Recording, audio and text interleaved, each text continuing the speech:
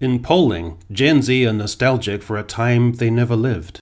The majority are convinced they were born in the wrong era. The majority don't associate themselves with the music of their own generation. They are dating and having sex less than prior generations, and just 15% of Gen Z said their current mental health and well-being is excellent. That's a minuscule proportion, and who can blame them? How could such a generation not feel a kind of fatalism about the world, particularly in America, where respondents in polls have said the country has been on the wrong track for 2 decades? The national debt has topped 32 trillion, is rising by $1 trillion every 100 days, and has passed the point of ever being paid back. Vitriol is spewed 24 hours a day in social media echo chambers, out of ideological fanaticism or for clicks, and geopolitics is full of degradations and terrors. Whether you're sympathetic toward Gen Z, feel they've been dealt a bad hand, and are looking for context about their plight and condition, or Gen Z instinctively aggravates you and you're looking for confirmation in a comprehensive mass-scale diss of them and everything they represent, allow me to guide you through an exploration of this tentative, high-strung, self-conscious, and jilted generation. Sex and relationships. Never have the genders had less of a drive for intimacy and connection than is the case with Gen Z. The rate of teens actively dating has plummeted to a new low. Bizarrely, Gen Z has diverged to such an extent politically that masses of boys and girls seem to see the world entirely differently. Their collective attitude to sex has become self-conscious and tentative, and the act itself has, for many, been deferred. A 2021 study by the CDC reported that 30% of teens said they'd had sex, down from 50% decades prior.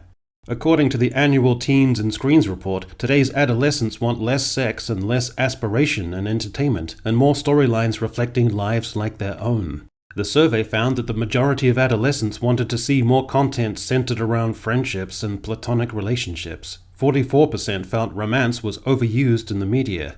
Astonishingly, 39% wanted to see more aromantic or asexual characters on screen. Gen Z also expressed dissatisfaction with several tropes such as the expectation that male and female friends would fall in love. Gen Z's preferences for characters with lives more like their own, which reportedly means less romance and more platonic relationships, is sad because it recontextualizes romance and sexual intimacy not so much as ideal, urgent things to naturally gravitate towards, as an enticing threshold to meet, an engine of personal growth, but as just another potentially problematic strain. And worst of all, through such cultural and media messaging, some young women have been positioned to interpret romantic attachment as a form of compromise. Take a look through the top 20 films of last year and this year, and the one thing you'll notice is a strange modern puritanism. There's nary a sex scene. Gen Z has a strong strain of androgyny, which is great in spirit, but lacks some of the cool elements and ironies of androgyny in decades past. The key one being those prior practitioners of sensual, subversive androgyny had a slyly assertive, unabashed sexuality latent and shining through the fey presentation. Elvis wore eyeliner, but his masculine sex appeal radiated from his performance. Mick Jagger could be lithe and camp and skinny and pouty, but he was scoring relentlessly. David Bowie would be outrageously gender-bending, but the music was fierce and he was promiscuous with groupies. Edie Sedgwick had a stylish allure, and Annie Lennox retained her femininity through her tough, ambiguous persona, and on and on. But Gen Z androgyny sucks. It's just a lamentable, pussyish, drippy, tedious androgyny that's characterized by literal sexual ambiguity, with none of the appeal of either gender. On the red carpet, Timothée Chalamet looks like a total div. Harry Styles is so cringeworthy, his performative androgyny so empty, meaningless, and just pure nothing. It's hard to see how anyone would ecstatically cheer him on. Music. Gen Z devote more time to music than the overall population. Those aged 13 to 24 in the US spend 3 hours and 43 minutes daily listening to music, an average of 40 minutes more than the rest of the population. Their top genre preferences are hip-hop, R&B, top 40, and alternative rock. So far, so good, but the issue isn't how much music Gen Z are consuming, but what music. Dolby Laboratories looked at the music consumption habits of Americans and found that Gen Z are nostalgic for a time they never lived. In the same survey, nearly 70% of Gen Z said they'd be embarrassed to share their playlists with others. Gen Z do not associate themselves with the music of their own generation. 80% of those interviewed are convinced that they were born in the wrong era.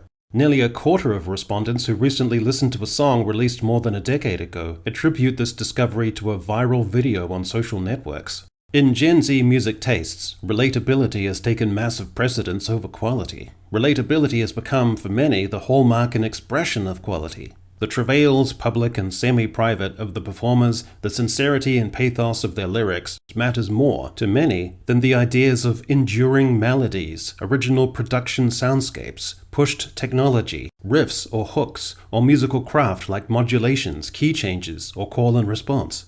Strangely, musicianship has become almost anachronistic and out of place. In the Billboard 100, you won't find a single guitar solo, or any solos really at all. With the biggest artists, instruments are hardly in sight in music videos, the artist almost never playing an instrument, as if it were visually unappealing or beside the point. Guitar is played as standard strummed chords, with no arpeggiation, finger-picking, or riffs, unless they are super simple and looped. The music is super compressed to make it thicker and louder, but losing character, grit, and dynamics as a consequence, so it often just sounds like a shapeless wash of synths and plaintive vocals. In this way, even the harder rock or metal sounds lifelessly over-processed. It's hardly generation-defining stuff. Entertainment. Everyone acknowledges that modern entertainment is characterized by remakes, reboots, sequels, spin-offs, and prequels, and that high-budget franchise flicks have been pasteurized into a form safe for consumption around the globe. Cinema schedules are packed with sequels, be it a Ghostbusters, Indiana Jones, Fantastic Four, Star Trek, Mission Impossible, Star Wars, Fast and the Furious, Lord of the Rings, or Marvel outing. From a financial perspective, streaming rights and digital sales of movies are apparently much less than what studios used to make from VHS and DVD. Risk aversion and ballooning budgets are therefore Hollywood's modus operandi. Going all the way back to 1983, examining the top 20 highest-grossing films worldwide, sorting how many of those big-screen releases were a remake, reboot, prequel, spin-off, or sequel reveals pretty dismal findings. Worse still, Gen Z has become disinterested in the communal experience of the cinema. Barring huge cultural events like Barbie and Oppenheimer, cinemas are emptying out and have lost their sense of etiquette and occasion, as demonstrated by Dan Murrell's Road to Recovery charts, which show, post-COVID, cinema attendance seems to be in a permanent decline. The second element of this is Gen Z's attitude towards diversity, inclusivity, and representation on screen, which again is good in spirit, but where the execution has resulted, with the major studios, in a toxic divergence between creators and audience. Identitarian means being concerned with promoting the interests of one's own cultural group. My phrase for this is identity junkies. Prioritizing inclusion and diversity as a preoccupation with a mindset that opportunities for firsts and shattered glass ceilings and representation should be taken without proper regard for historical or canonical context, adequate professional development, aesthetics, authorial intention, commercial considerations, or the sentiments of an existing fanbase is an obdurate approach in modern Hollywood. That a cinematic universe is immensely beloved and appeals to a vast swath of the population, and that representation, visibility, and diversity are good things, doesn't have to mean that you can mush those two positive things together to make an even larger positive thing, or that they're necessarily all that compatible at all. It's not a force multiplier by rote. Identity junkie Gen Z auteurs feel it ought to be so, but you can't socially engineer passion for entertainment. New concepts, audacious and compelling new content, developed in creative isolation, pitched and fought for, replete with original ideas. People are not just receptive to that. People are hanging out for it. They're starved of it. And race, gender, and sexuality is incidental to any decent person's appreciation of such new works. Great original content is great original content, period. But if you, A, co-opt, strip mine, and bastardize an existing property you had nothing to do with dreaming up, nurturing, and taking risks with, and you had no particular enthusiasm for growing up and share only a passing affinity with the established fan base, and B, you race, gender, or orientation swap established characters and think you're boundary pushing, or C, you add in lame new ideas driven by your identity politics preoccupations, or D, you depower or marginalize character types from certain backgrounds that don't appeal to you, or feel dispassionate towards, or feel ought to be reduced in visibility and influence. And E, you stubbornly engage in carpet-bombing diversity that places diverse people in incongruous places, or makes every exotic fantasy realm exactly like metropolitan Los Angeles. And F, you race swap actual existing figures from actual history. And G, you ignore the frustration and disdain of vast numbers of regular fans and zero in on a loud and crass minority, and conflate the two together or smear the majority by association by saying the commercial failure of your project can be attributed to toxicity, or dubros, or incels, or bigots, or trolls. Then go suck a bag of dicks, you Gen Z casualty. You deserve to have your project go tits up, and your studio deserves to hemorrhage money on a bad investment. You're an ideology hack. Unoriginality combined with ideology. This is Gen Z's condition. Activism. Gen Z has a strong spirit of activism, perhaps as willful, dedicated, and involved as any generation prior. But the focus and themes of this activism and the stridency and preciousness of the activism is more often not frustrating and lame. The Portland fiasco, occupied in some drawn-out, contrived attempt at some kind of communal, alternative, radical community, impressed no one, changed nothing, disrupted the city, and petered out in the sulky, gradual, and piecemeal way of most movements, leaving behind nothing more than a messed-up municipal landscape.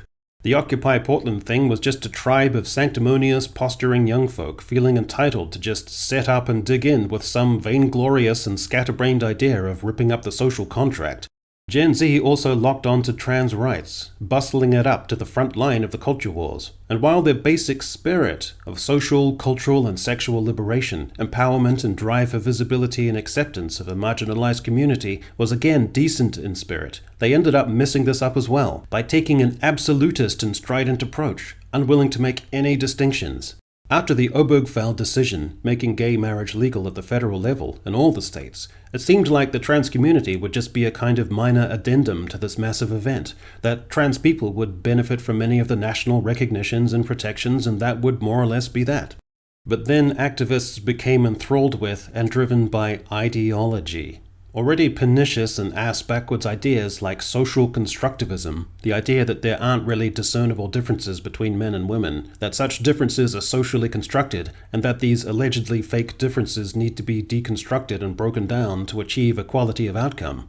And further gender ideology ideas of non-binary identities, of individuals being able to define themselves as both a man and a woman simultaneously, and wishing to be referred to in the plural as they, them, of devising and imposing upon the vast generality contrived and lame terms like cisgender or male presenting to make trans people feel less marginalized. And the idea of separating gender from sex, so that, in a flaky and cringy relativism, someone could identify as the opposite sex simply because they felt it to be the case, all boiled together to create a cultural mess of antagonisms and surreal situations at all levels of society and governance. Soon, people with gender dysphoria were able to present as female without making any alterations beyond a light smear of makeup and growing their hair to a vaguely longer length, with no intention whatsoever of making any surgical transformation, and found themselves the beneficiaries of contorted protections and civil liberties when it came to communal spaces for women, such as bathrooms and changing rooms, because the denial of such access would be an affront to their identity and rights. Health services had to alter their language, invoking tautologies and tortuous constructions such as chest feeding or people who menstruate. Gen Z's overwhelming affirmation of these ideas and support for trans rights seemed, for a long period, unassailable. That such inflexible rights and protections might become the prevailing attitude and new cultural norm. Most people were wondering why the Harry Potter lady was being so dogged and undermining her mainstream appeal and reputation. The griping and reactionary efforts to stall this progress seemed mean-spirited, on the wrong side of history, and lacked any support or recognition anywhere in the media. But once again, Gen Z's energies had been expended in a disproportionate and not ideal way. The Forstater ruling allowed for contrary views on trans rights to be protected as a viable philosophical belief. The legacy media outlet, the venerable old Atlantic, ran a comprehensive piece entitled "We Need to Take Detransitioners Seriously." The Hogwarts Legacy video game faced a boycott from activist allies of the trans community who would not abide an outspoken critic of trans ideology like J.K. Rowling to benefit financially and obtain a proxy recognition, and who also coordinated to criticize Twitch streamers and reviewers who popularized or affirmed the game. But the Hogwarts game was a smash commercial success, and the activists turned out to lack much clout and receive recognition among a broad generality. Then came the BBC Tavistock inquiry, which found that the Tavistock Centre, at the heart of transgender transformation, especially involving young people, was beset by dubious and uncertain methodologies, and that the processes for determining the certainty of young patients in wanting to transition was often harried and influenced by parents and cultural influences, and that many of the staff were uncomfortable with the structures. Then came the Cass Report, a large-scale professional investigation by an esteemed veteran of youth care that found little credible evidence for much of the gender ideology in vogue, and that the efficacy of puberty blockers and ability to come off of them, and the ability of young people to comprehend the scale and implications of their decisions was all very much in doubt. Then there was the Scottish Hate Crime Bill, which was deeply unpopular and brought into clear focus the clash between individual freedom and recognitions and issues around freedom of speech. In the wake of the Cass Report, the British NHS reverted to clearer notions in determining what constitutes a woman. All of a sudden, the Harry Potter lady was looking to ordinary folk like she might be right about the gist of the issue. It was permissible to contest much of the trans rhetoric and ideology without coming across as bigoted or socially unacceptable. Gen Z's activist approach to trans rights and sexual identity now seemed kind of flaky, weak, prissy, and was intellectually undermined and in need of reining in. Many reasonable folk might be generally accepting of trans people who, past the age of 18, transitioned and are living a fully realized life. They might even count one or two such people as friends or co-workers. But the difference is, when it comes to kids and drastically life-changing surgery, most people don't fuck around, and many such folks are seeing that, professionally, there have been ideologically driven lapses in ethics. In terms of activism, the tip of Gen Z's spear has been a little blunted.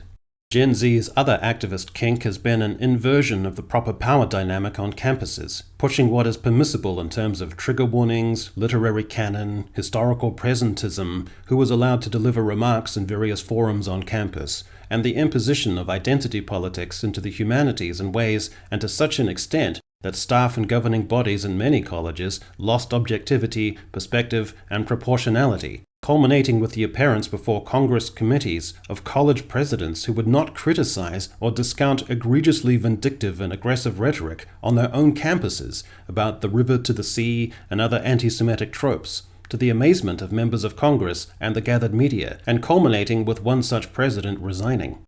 In just about every facet of their lives, from sex and relationships to mental health, to financial prospects, to job security, to music, to film and streaming, to activism, Gen Z seems to be languishing. In spite of it all, however, when it comes to the future, there's quite a poignant revelation. In a Gallup poll, a majority of Gen Z are confident that they'll achieve their goals someday. This may sound surprising and contradictory, but in actual fact, it's a kind of socio-cultural and psychological time bomb. If you're from an earlier generation, you look upon that statistic with the thickest, blackest, and heaviest of ironies about how many of them will actually fulfill their goals someday, and the ashen, solemn disaffection masses of them will in fact find themselves contending with, who may even now be discerning and coming to terms with that reality. And how resilient are they likely to be?